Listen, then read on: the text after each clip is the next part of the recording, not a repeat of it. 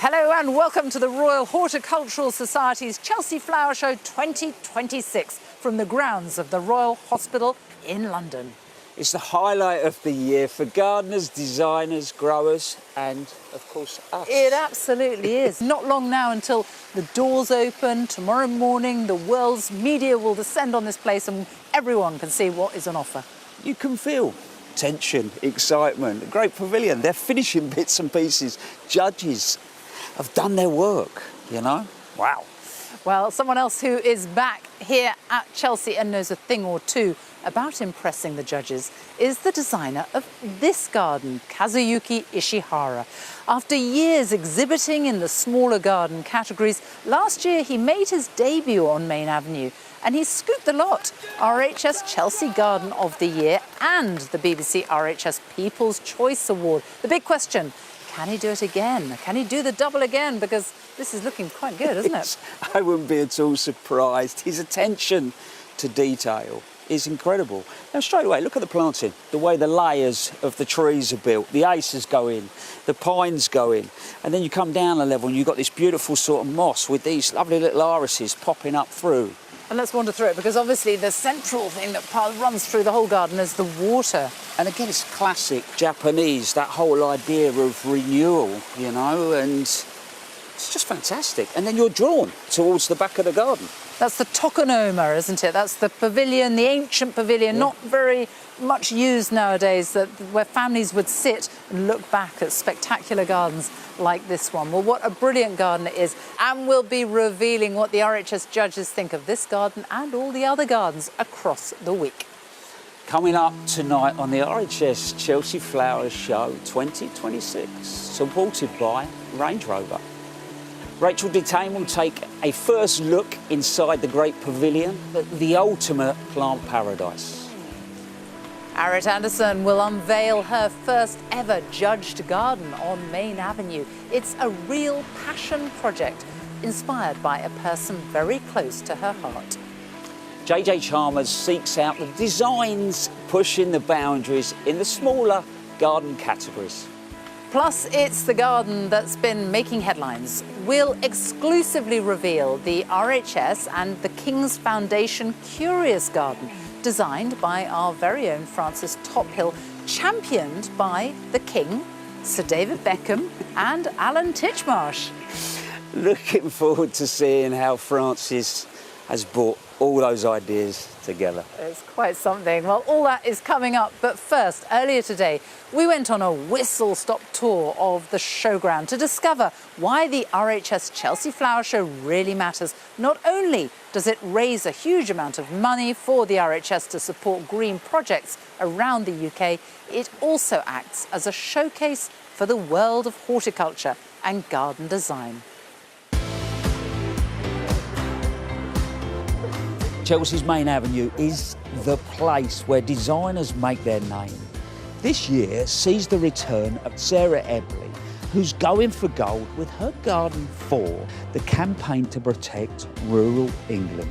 And she's certainly making an impact. It's mighty and magnificent. This landscape of sandstone cliffs is dramatic in both scale and colour. It has been designed as one of this year's RHS feature gardens to celebrate the work of Project Giving Back, which over the years has enabled more than 60 charitable organisations to highlight their causes through garden design.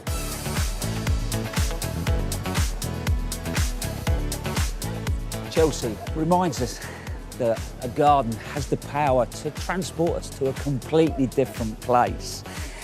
And here, designer Max Parker Smith has brought a little of the Australian outback to southwest London. The real stars of the show at Chelsea are, of course, the plants. This year, colour is back and the planting is big and bold, like in this courtyard garden. It shows us that even in a little space, you can create something truly bright and beautiful. This houseplant studio has been created by 3 times gold medalist winner James Whiting. It's lush, it's fragrant and a real love letter to plants. And here at the heart of the showground is the famous Great Pavilion. This is where all the very best nurseries and growers come every year for this 1 week in May. The rich, diverse palette of plants inside truly underlines Chelsea's status as the greatest flower show in the world.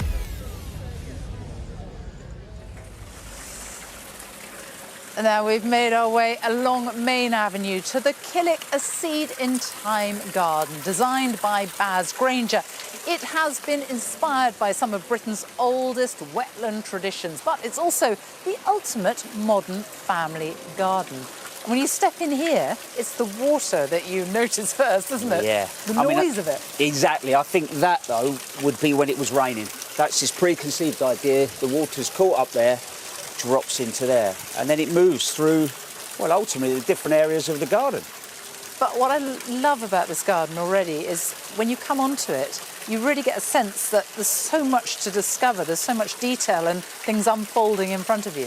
You talk about unfolding, I think this is one of those gardens that as the week goes on, you'll keep seeing some, beautiful bits in it. It's divided into 3 separate areas, really. Hedgerow, wetlands, and then the sort of dry, where the reeds are drying over there. Yeah, but even that detail, the reeds are there to dry so that you would use them on the building, if you needed to. But what I love, actually, is the diversity of the planting. If you look at the trees, if we go back not that many years at Chelsea, a lot about monocultures in the same trees, whereas here you've got medlars, you've got mulberries, you've got this incredible black walnut, and your pear tree over there, look. That's like that looks like a work of art, that pear tree. It's so old, isn't it? Think about how many years somebody's looked after that tree. And the little bird houses that just pop up around the garden. So again, it's just full of detail. And then I love this black walnut because I didn't really notice it as I stepped onto the garden. But it's very clever the way it's been planted, and then you just look up and there it towers above it all. They're quite late into leaf, so it's quite clever really, because you would get the spring sun, then it would provide shade, then it would lose its leaves, and then this would light up again. So it's really cleverly placed. Yeah, absolutely wonderful. As you say, I think we're going to discover a lot more about this over the week. Now, with just a few hours to go until the show opens, the growers in the Great Pavilion are putting the finishing touches to their exhibits. Rachel went to take a sneak peek at the sensational plants on display.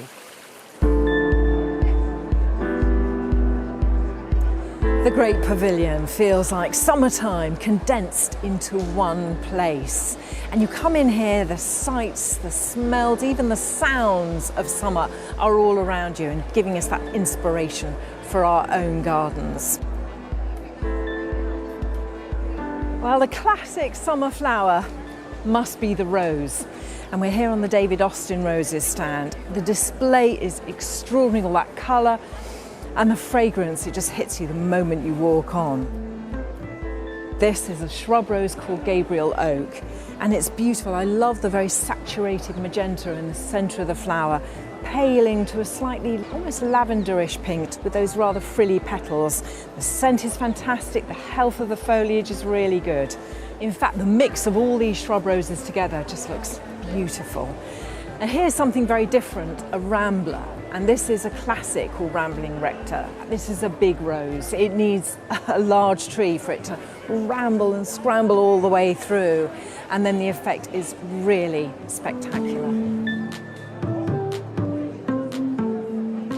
Raymond, I know you are a regular at Chelsea. We can always rely on you to bring us a taste of summer. How many times have you come to Chelsea? It's actually 66 years since I came to my first Chelsea. That's a long time. It's even more than me. Now, tell me about this year's display. We have 2,500 plants. We have 3 new varieties, so that's really exciting. But I think my favourite is Clematis Eliza. It's really a super plant. It's very interesting. And of course, it would blend perfectly with roses. Well, my judgment is that it's absolutely spectacular. You're very kind. Thanks, Rachel. Well, some of the exhibitors here in the Great Pavilion are Chelsea stalwarts. They've been coming here for many years. There are also new exhibitors, such as Growing Crazy. Now, Stephen, you've brought your incredible collection of pelargoniums. Is this the very first time you've been to the show? No, I've actually been to Chelsea Flower Show before. This is a full circle moment because I came here when I was about 13 years of age, but this is the first time that we've been here with our own display. Have you got a standout plant that you really love? At the moment has to be Lord Bute. It doesn't normally come out in such flower this time of year, so we're really pleased that we managed to do that and get it to Chelsea. I think it looks wonderful, so Brilliant. well done. Thank you. Of course, one of the best things about coming into the Great Pavilion is you're seeing some newly introduced plants for the very first time. And here on the Blue Diamond display, there is this extraordinary hydrangea. It's called Velvet Night Red Lace. And for me, this is just a really sumptuous taste of summer. One man making his debut on Main Avenue this year and taking on a big design challenge is designer Angus Thompson. He is creating a garden that he hopes will remind us to slow down and take a breath. I joined him during the build-up to the event.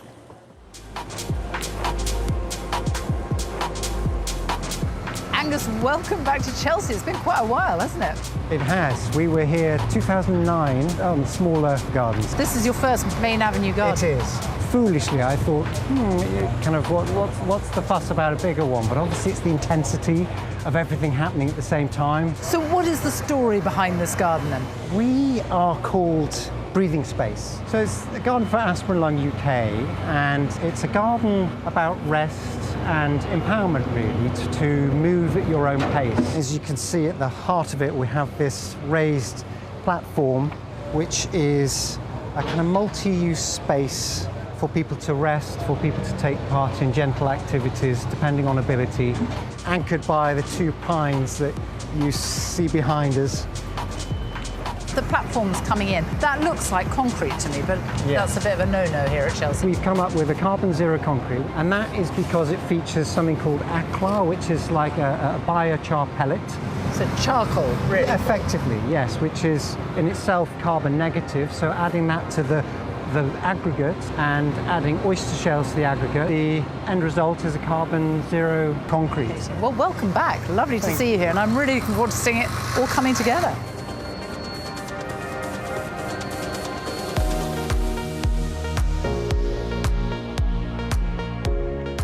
Angus, this has really come on, hasn't it? Wow, I can't believe how much you've done in a week. It's been fantastic. Yesterday I had a great day, kind of the plants being offered up where the garden begins to come alive. I'm fascinated by what the woman here is doing to this rock. Amanda is just aging a little bit where required. We're northeast facing, so we're cheating a little bit with how the sunlight lands on those boulders. So it's amazing. Real expert craftsman. The attention to detail. This platform, you've put it all in, it's amazing. It's quite a structure to get in place. It was. I was sat down watching massive cranes, kind of 4 hours per piece, unable to kind of look, but just trust the process. Nerve-wracking for you. I know you have a way of keeping everyone in your garden calm, though. Your wife is the secret weapon. Wife's a secret weapon. What is she going to do? We're about to take our team onto our breathing space platform and just do a small class to develop one's understanding of breathing. And we're simply now going to focus on our breathing, which is calming for the body and the mind, and it helps us to feel steadier. Breathing in, releasing any tension, opening up, and a long, gentle exhalation. So best tree pose you can all do, and then find your branches and breathe. Whoa! Yeah. That's it. Just keep breathing, keep steady. When it gets really stressful here, you can just tell them to deploy all these techniques she's taught them. You could use it around the whole showground, actually, because it's going to get quite stressy over the next few days. Everyone on our platform doing it. Well, good luck with it all. I look forward to seeing this when it's completely done.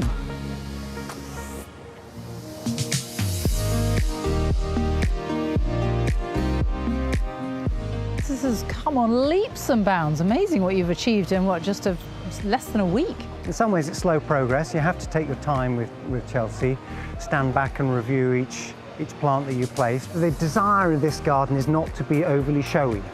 It's woodland edge, it's quiet. If you look for it, you'll find some kind of jewels, but you've got to look for them a little bit. And that's the key to your garden, isn't it? It's the, take a breath, the serenity, the peace and calm. You've got to reflect that in the planting. How are you doing that? It's lots of greens, which is the centre of the colour wheel, so that's a great start point in which to add a few things. But we also got a great planting team, which wanted to add an authenticity to our lean into the Japanese aesthetic.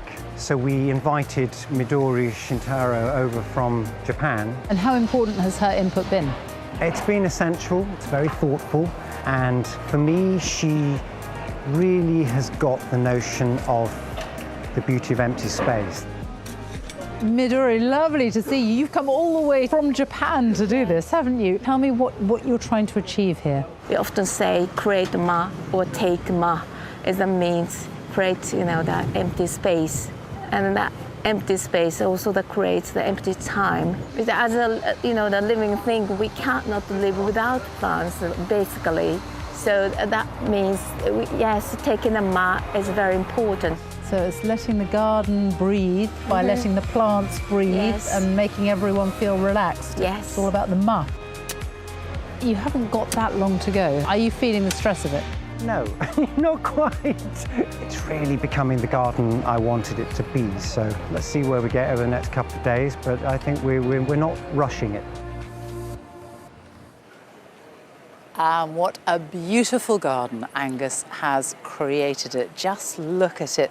Yohako no bi is the Japanese idea about the beauty of empty space. And you can see it so beautifully illustrated right here at the very front of the garden. All of these plants given so much space just to show them off. The wonderful pines that went in right at the beginning as this garden was built. And they shade these lovely seating areas. The whole idea of this garden is that you can come in here, pause, relax, and take a deep breath. Come up here onto the floating platform, which I can finally see in all its glory, and that hovers over this water feature. The planting here is very green and white with the occasional pops of purple, the cercium, and these gorgeous irises in there as well, and the wonderful sound of the water trickling under there. Angus, well done. It's lovely. Having watched this being built, it's lovely to see it finally done, and it is very calming. Thank you, Sophie. Yeah, well, it took all the time that we needed, but it's the first time I've seen it as kind of fully done and not under wraps, so it's lovely for me to see it with the sunshine and everything. Yeah. You have been very calm throughout this build, but I did see you an hour before the judges came around this morning looking quite stressed, the most stressed I've seen you during the whole project, because they were just down there, they were going to come and judge your garden, and it wasn't quite ready, was it? We just got round there with our hosepipe as they came round the corner, is the truth of it. Yeah, it's been, we've been working hard for 3 weeks, and it's amazing how what outwardly feels quite a simple build has just been quite complex. So yeah, we've used all the time. And it is all about, it's for asthma and lung, isn't it? And it's all about calming down, taking in deep breaths, relaxing. And it's a hard thing to achieve in a space like this. Yes, I think, our the lack of visual clutter, and I think our colour palette of greens steers you in that direction. And it's not didactic in a way, there's pause points around the garden, so you can use it as per how you're feeling that day. And this garden will live on after Chelsea. Where's it going? Correct, yes, this goes up to a breathing centre in Rotherham. So we've already started the build there, so it'll pop out of here and slot into place there the week after Chelsea. Well, this is going to be a very nice, calming place to come during the Chelsea week, which, as we know, gets very, very busy. But well done, congratulations, and fantastic to see it all finished. Thank you, Sophie.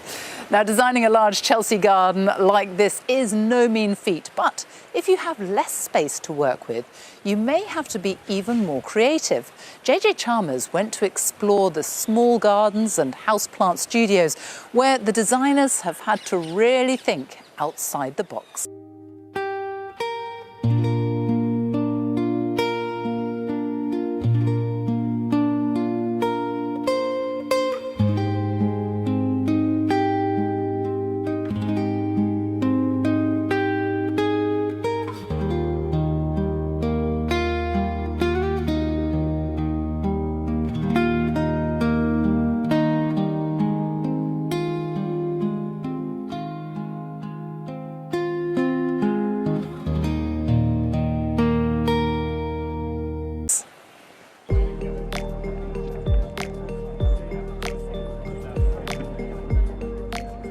I love this part of Chelsea, tucked away in the trees, away from the hustle and bustle of Main Avenue. It is a treasure trove of creativity. It's the perfect place to come and nab a few ideas for your own space at home.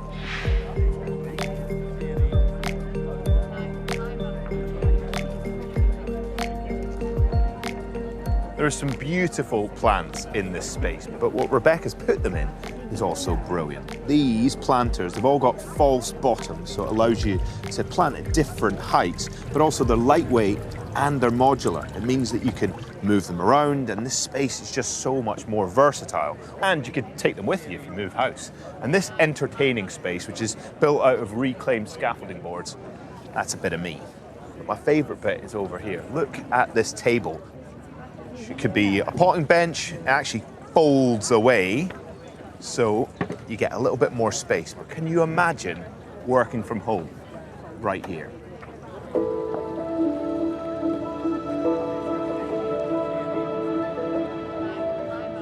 This place is bold. It shows you that you can still have a humble space and make a statement. And it's not just these aluminium resin covered walls with their bold and beautiful amber colour. It's a tree this size in a space this small. Tina has used every single inch of this garden, including in the wall. A few holes drilled, you've got a bug hotel with an all-you-can-eat buffet, because all of these plants are perfect for the pollinators, because without them, you don't get any fruit out your tree.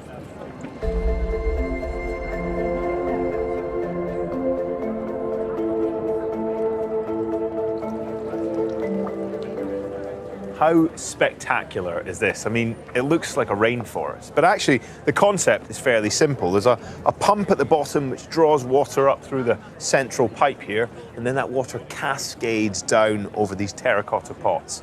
And it means that the plants are constantly being watered, and that water is being recycled. And it doesn't just look good. Listen. It sounds calm. And these are houseplants. So even if you don't have any outdoor space, you could bring this inside.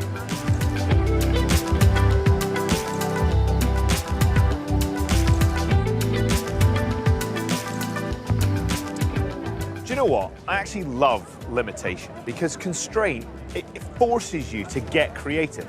And I hope that what we've shown you has inspired you to get creative with your small space.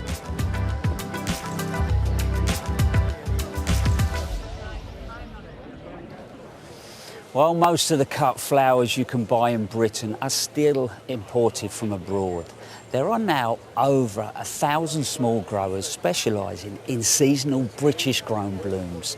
Some of them are part of the Flowers from the Farm network. We joined them as they prepared to bring something special to Chelsea this year.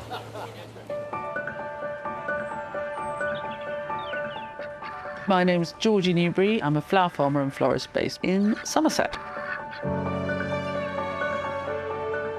I'm a writer by trade. I used to work a very long time ago for American Vogue in Paris. But then I met my husband, so I moved to Somerset, and I had to find a new way to make a living. I quickly found I could grow flowers.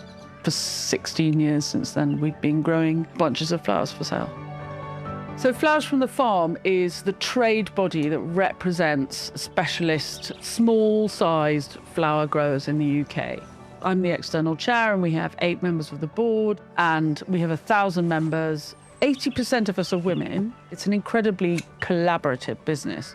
I can't grow enough flowers, so I need my neighbour. We rely upon each other.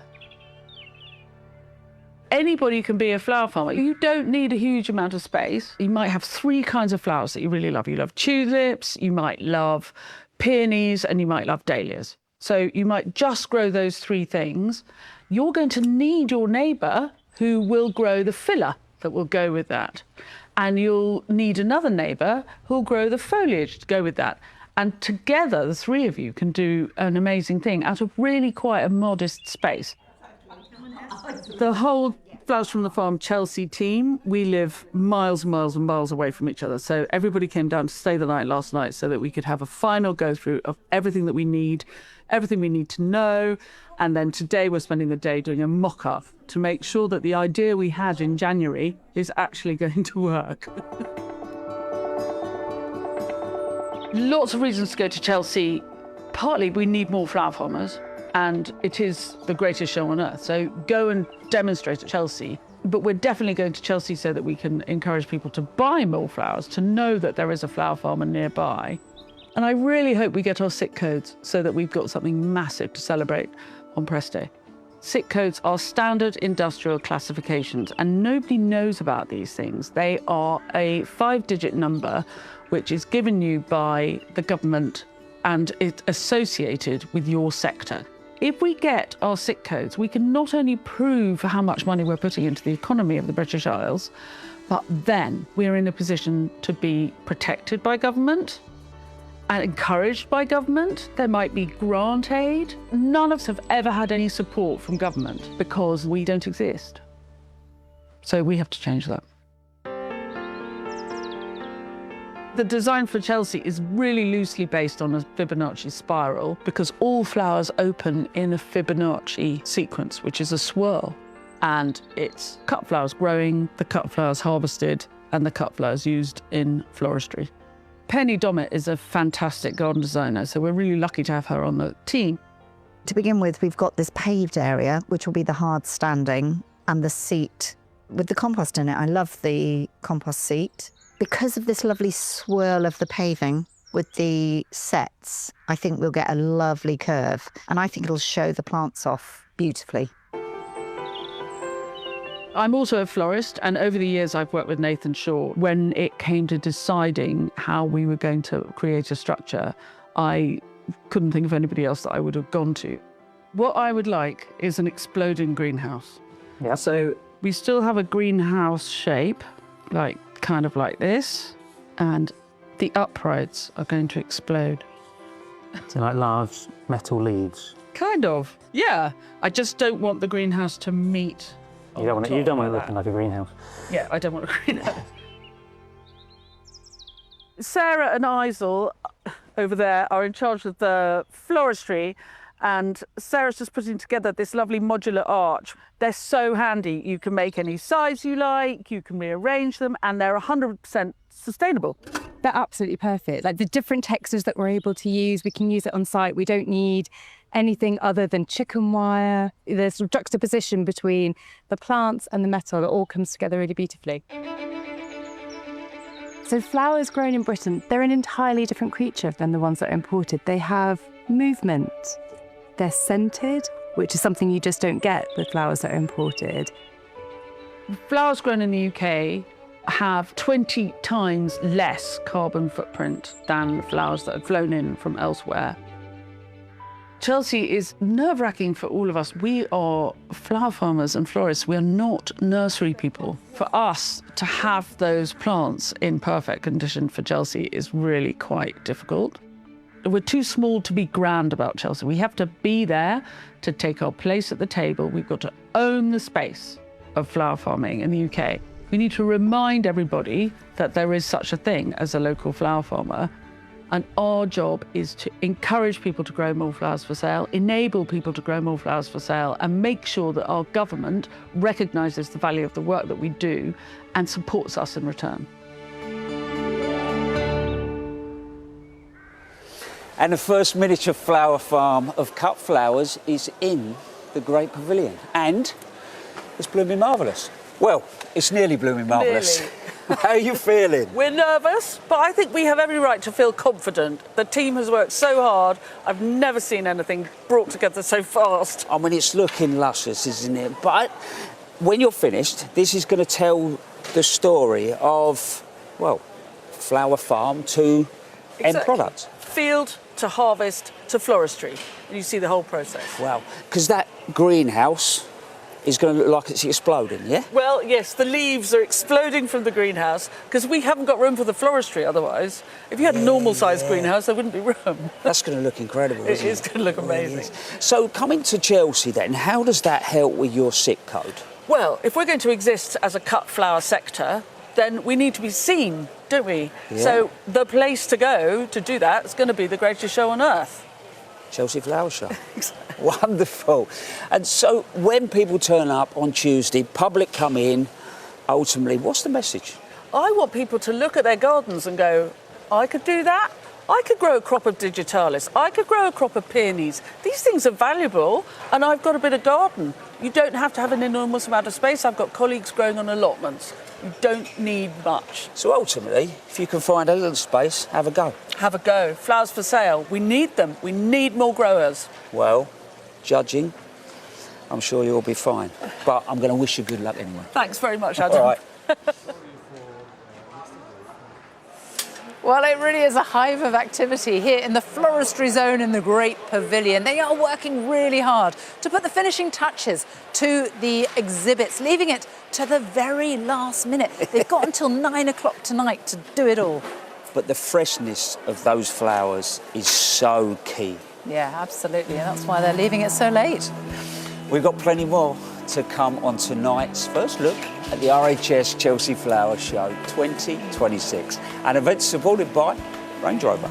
We'll be giving you an exclusive tour of the RHS and the King's Foundation Curious Garden by Francis Tophill, with contributions from the King, Sir David Beckham and Alan Titchmarsh, no less. Plus, Rachel's been exploring another garden with a royal connection, inspired by historic royal palaces. It's the perfect place to spend a lazy Sunday afternoon. But first, our very own Arit Anderson is taking on a big challenge here at Chelsea this year. Not only is this garden her first main avenue designed to be judged by the RHS, but the message behind it is deeply personal, as we discovered in the lead-up to the event. I'm Arit Anderson, I'm a garden designer, and this year at RHS Chelsea I am going to be the designer for the Parkinson's UK garden, inspired by my sister Julie, because my sister has Parkinson's. I was quite taken aback and really upset. She was diagnosed with a condition that she wouldn't get better from, and that was heartbreaking. Not quite a depth yet. Just go backwards. I know, exactly. Don't go backwards. I bought some drinks because I know you always like a tea. I was fostered when I was very young, alongside my younger sister, and Julie is the eldest out of all of us. I'll tell you what I found the other day. Look at this. Do you remember this? Lisa, me, and you. And I just look at that picture now and I just think that just epitomises how I've always just seen you as my big sis. Nice. How you been doing? I've had some pretty awful days, I must admit. And then you pick yourself up and carry on, don't you? The reason why I'm doing it, it's brought home to me just how difficult it is. Yes, it's not easy. And the trouble is, people don't understand it. That's the biggest thing. I just hope people can learn a bit more about what it means to have Parkinson's. There's so many symptoms and they change. You used to be able to sleep and now you can't sleep, and you didn't have a tremor and now you have a tremor. I mean, it's not your disease, it's everybody around you's disease as well, because it drags you in. You've got it, you're the one that has to deal with it every day, but we're witness to it and we are part of it, really, I guess. I think it's painful for everybody. It is our fastest growing neurological condition in the world. It's affecting people that are younger. So this condition at this moment isn't going away. So to be able to showcase it through the joy of a garden is something that I knew I had to do. The inspiration for this garden has been drawn out of a group of gardeners who have Parkinson's.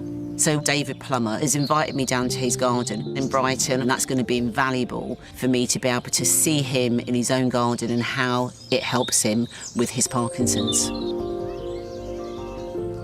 I was diagnosed in 2009 at the age 39. I'd like to sort of understand how being outside and doing what you do, how it helps with some of your symptoms. It's my outside sanctuary, really.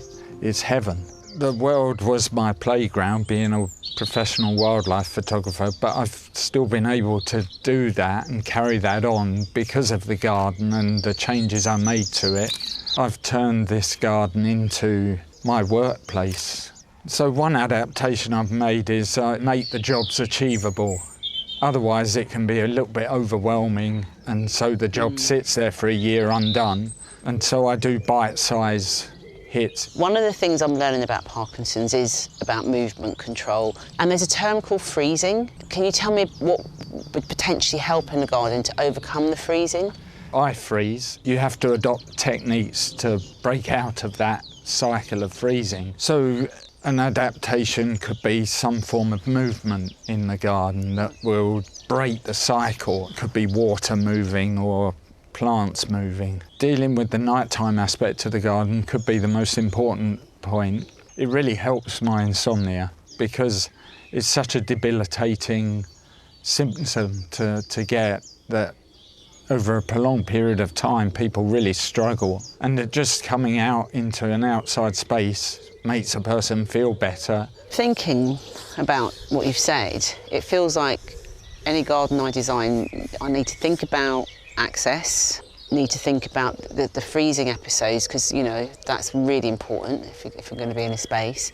I get it with my sister, and hearing you as well talk about the insomnia, I really want to touch upon that and acknowledge that. Well, the pressure's on now. All eyes of the Parkinson's community are on you. Thank you. My shoulders just got a little bit heavier. It's been brilliant catching up at David's and really fine-tuning some of the ideas and some of the things that he needs. But the ideas that I want, I've got to create them. And finding a maker to do them has got to be the right one. And I'm really, really pleased to be working with Khan Sanderlands and the team at Millimeter. I'm looking forward to seeing them because getting it out of here and getting it made is the exciting bit. I am so looking forward to this being real. We've got the handrail. Water's coming through at height. Somebody can see water, touch water, hear water, and if they get that moment when they literally, their feet freeze, this is a sensory cue. Does that sensory experience of the water in the handrail, will that potentially pull them out of this freeze? Yeah. We're looking at this side of the canopy. It's the other side where you get all of these beautiful perforations that will allow your dappled light to come in. This gives you a feeling of enclosure and safety and feeling of care. And I think if you're sat here, you have Parkinson's, imagine that as insomnia, and you've sat down and you can just feel that you can just breathe for a minute. Just seeing the amount of work that the team have done is kind of blown me away, really. Creating a show garden at Chelsea is a huge task. Doing it for a charity that you love starts to personalising it. But to have it for somebody central in your life, in your immediate family, has just ramped up the pressure. I've got to put myself out there. And here it is, the finished garden. Arik, congratulations. It is absolutely beautiful. It's been an emotional journey for you. It has. You know, doing the show garden takes a lot out of you anyway, Sophie, but to then add in such a personal moment, yeah, it's been a lot, but it's what's driven me on. And flowing all the way through the garden is this. I mean, it's absolutely beautiful. And to touch it as well, it's amazing to touch. It's what a handrail and a handrill as well. Yeah, it is. So, yeah, play on words. This handrail is something that I wanted to put in the garden so that people can have a support when they walk. When you have Parkinson's, it can be quite difficult, but didn't want to make it feel like it was just sort of ubiquitous handrails. So with the water running through it, picks up a sensory sound and the sight of water, because there's a condition called freezing where the brain sort of stops you from walking. Tuning into this kickstarts the brain again.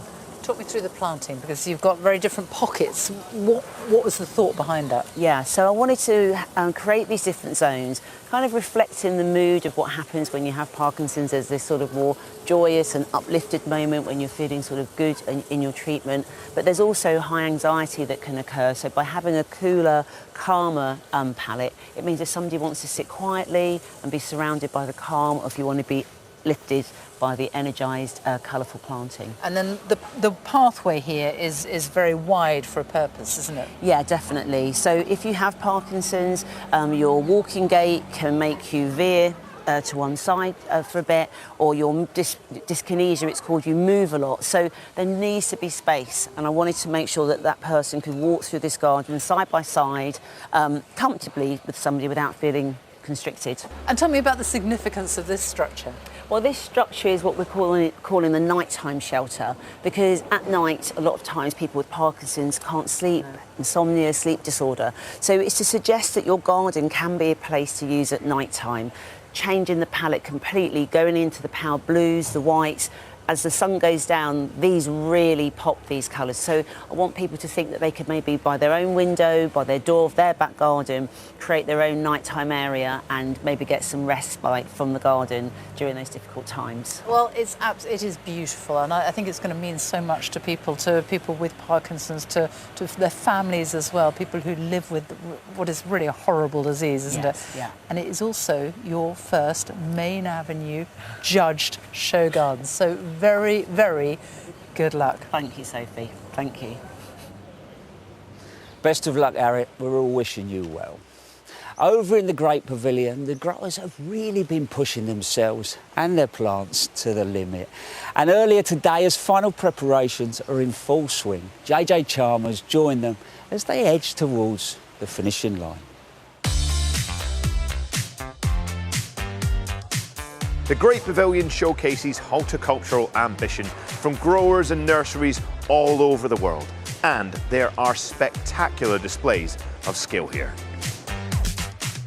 This is the RHS City Season of Abundance installation, and it challenges the limits of the size and scale of the pavilion, and it sits here right at its heart, and it's pretty big. It's 17 metres by 18 metres. I mean, you're not going to miss it, and it is all about spring changing into summer, and with these 6 beautiful multi-stemmed hornbeams and a variety of planting, it truly is abundant.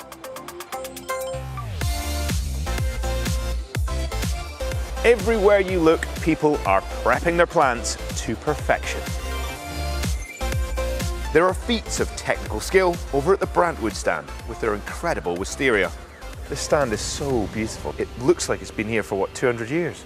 It does, and that's what we were looking for. We wanted to show as much variety as possible, standard wisterias, climbing wisterias, bonsai, and this is what Brantwood looks like, so we've actually brought it to life. Wow, just brought a little chunk of it down here to London. Yes. Well, tell me, how much of a challenge was it to get these here from Cumbria? It was a huge feat of engineering to get them here. We had the wisteria in 3 different locations, so we had to go around Cumbria and pick them up, and then we had to travel down to Worcestershire for the 3rd. They're so delicate, and we had to pack the truck so carefully, so we had to try and avoid every pothole, so you can imagine how slow the truck was going to get here. It was well worth it. Thank you very much.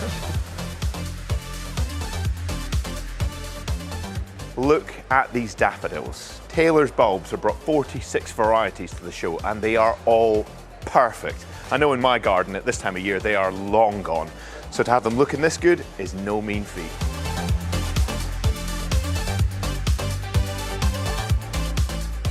Well, you guys are clearly still very busy. These have just arrived from Barbados? They arrived on Thursday, but we didn't get them until 9 o'clock Friday night. These have come from a completely different climate. Yes, they have. Cold is a real issue, and being near the door is not helping. What temperature are these guys used to? They're like 30 degrees. Oh, good luck getting 30 degrees in Chelsea. Chelsea wouldn't be Chelsea without a little bit of weird and wonderful. And you can certainly find it here at Wax Wicked Plants. These carnivorous plants look like they come from another planet. Where have they come from? They've come from North Yorkshire. Wow, and how much of a challenge is it to get them down here? It's not easy because they're very precious. So what we do is we lift and we load them one by one, we cuddle them, take them to the van and put them carefully in a crate. They're a lot of fun. I think so.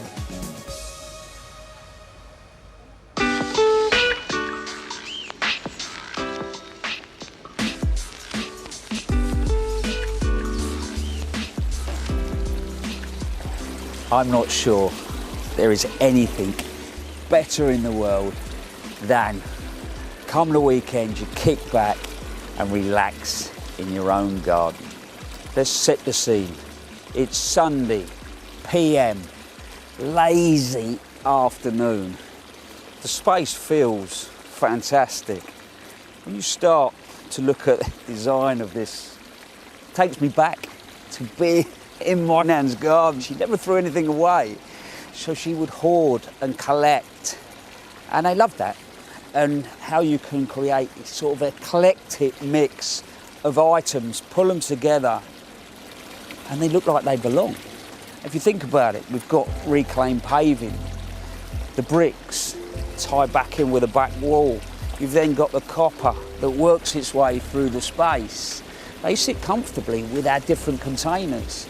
Then you've got the 3 different water features.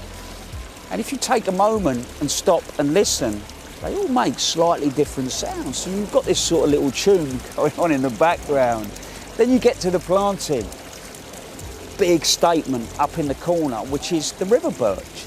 And that sets a tone, in a sense. Not only does it connect to the materials, but also there's layers of planting underneath it, and you're left with this sort of hug of a courtyard. It feels comfortable to be in, sort of romantic, cottagey.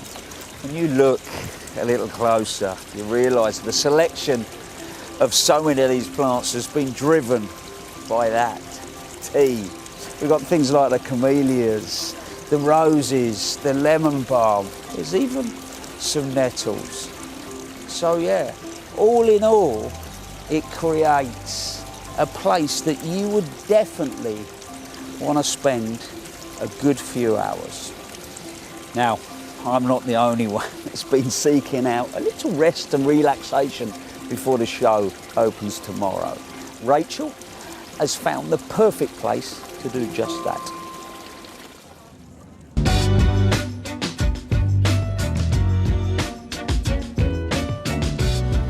Well, I found the perfect place to relax. I'm on the Boodles Garden, designed by Catherine MacDonald. And it's inspired by the historic royal palaces, which includes Kensington Palace, Hampton Court, and the Tower of London. In fact, this central area is very much inspired by the Tower.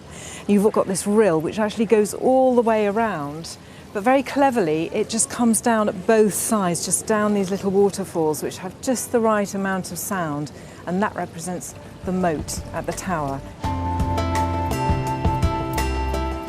The planting at the front of the garden is anchored by this mammoth yew that's been beautifully clipped. And then there's this lovely drift of plants going through. You've got lots of grasses, things like the Brizia, the Imperator cylindrica rubra, which is that red foliage.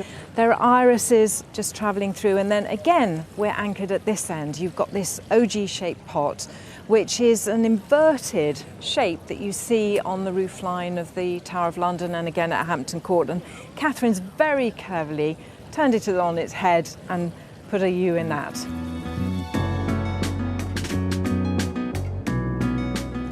And that sumptuous theme in the colours really continues through here. You've got more irises and then the glorious Buckeye Bell peony with that rich crimson colour. On this side, the iris is slightly paler, and then there's a cloud of Anthriscus sylvestris raven's wing, the raven, of course, for the Tower of London. It's a lovely effervescence.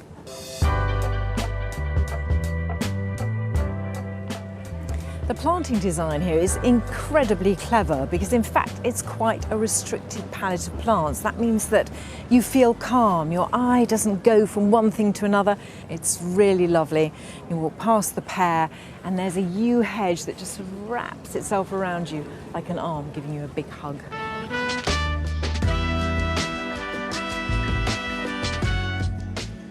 Finally, there's a chair of pretty majestic proportions from which I can sit and admire the agapanthus and feel relaxed and regal, pretty much like a queen.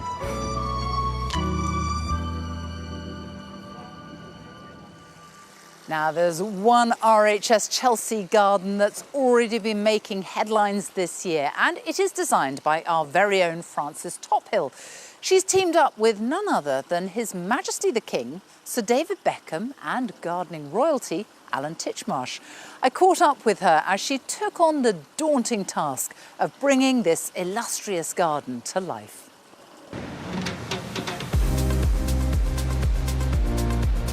Frances. Hello. You've gone to the other side this year. I know, it's slightly terrifying. From presenting to designing, and what a garden to design. I know, no pressure, the RHS and the King's Foundation. I know. Well, tell us about what you are doing then. The whole garden is the curious garden, with it being me that's designed it, about plants, about how incredible they are, not just in a garden, but actually globally, economically, how important they are in human lives.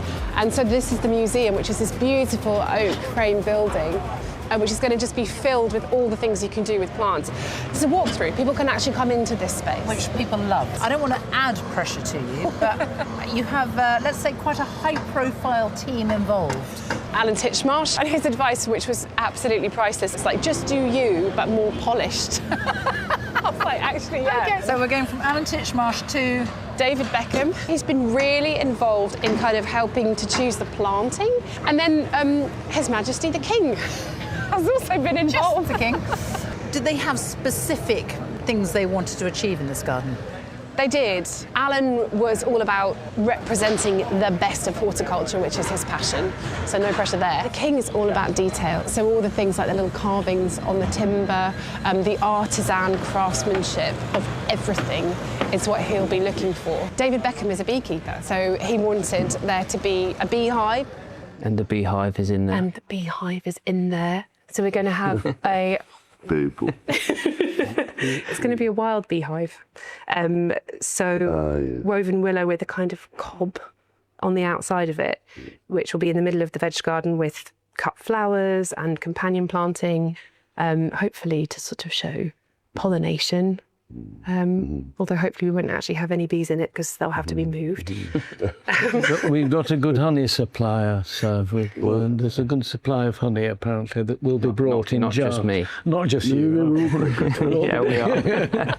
You feel left out here. No, I don't keep bees. We'll sell you some. Oh, thank you. How much pressure are you feeling? Well, quite a lot. We're not being judged, which takes some pressure off in that sense. But the main thing is I don't want to let anybody down. I want the garden to feel like a beautiful space, and I want those people, when they come, to feel that as well.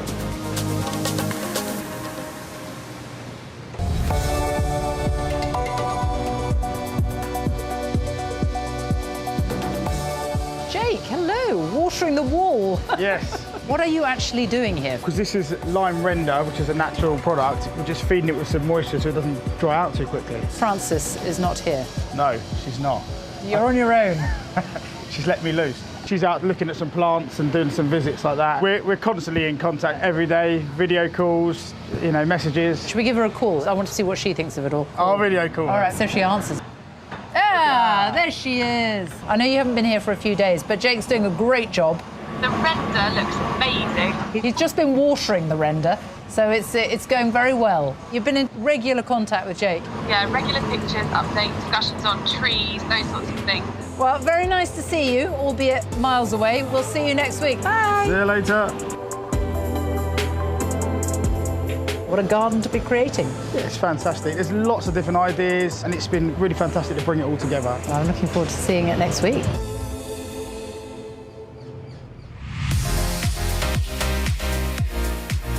Frances, what a transformation. I was here less than a week ago, and I have to say, I was wondering how quickly this garden was going to take shape because there was no planting. Yeah, well, the planting started happening 2 days ago. That just transforms everything. The plants are the main focus, really, of this, because it's a celebration of horticulture and of plants. We're just all hands on deck planting. Volunteers as well here, planting it up for you. We do. So we have the core planting team, but each day this week we have 4 volunteers from the RHS, and we also tomorrow have some students from the horticulture training at the King's Foundation as well. They've been doing all sorts of things, but Lila's down there helping, doing the mulching around our cut flowers. You're one of the volunteers here. What's it like? It's a once-in-a-lifetime opportunity. I'm very new to horticulture, and so in my first year to be able to work at a Chelsea show is incredible for me.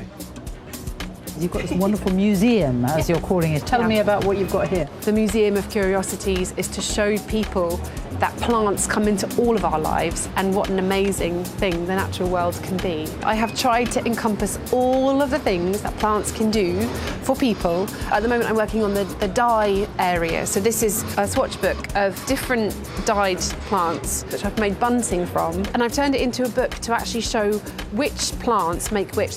Are you nervous, or are you kind of on course? The end is in sight, but we still haven't got most of our plants here. I'm not worried that it won't happen, but I'm worried that it will be some very long days to get it there. That's what Chelsea's all about. Good luck. Thank you. And here it is. What a wonderful burst of colour. It feels beautiful. But for me, it's the interplanting of the herbaceous perennials, the shrubs, the veggies, the herbs, all in together.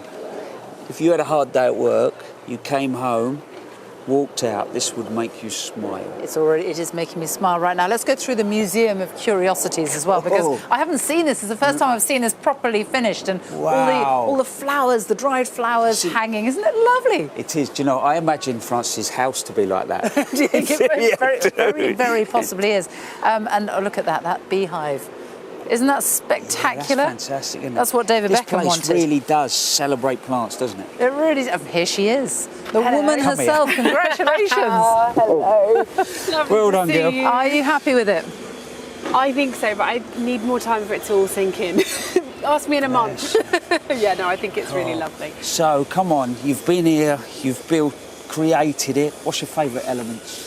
Oh, well, I love the herbs. Yeah. That whole front edge. It took me 3 days because I kept calling off to can you check the gutters, can you do this? It took me 3 days to place that, but I really wanted to place that myself. Mainly because I love herbs, but also it's the texture of it. So that front corner under the pomegranate trees, I love the pomegranate trees. I wanted that to be this kind of amazing, sumptuous, textural space. You were talking from the day I came to see you when you first broke ground here about the garlic. I've just spotted it. You grew that, didn't you? Especially for David Beckham. Well, I didn't grow it for David Beckham, but when he asked for garlic and I had already put in the plant orders, I had to dig up some garlic from my allotment and put it up for David Beckham. So yes, I did grow that. Bless you. What would you take home? Oh, I mean, I would take home the beehive. I would take home the beehive. I love the beehive. But also, I think lots of things from the building, a lot of it comes from my home, so I will be taking it back home again as well. What did I just say? Exactly.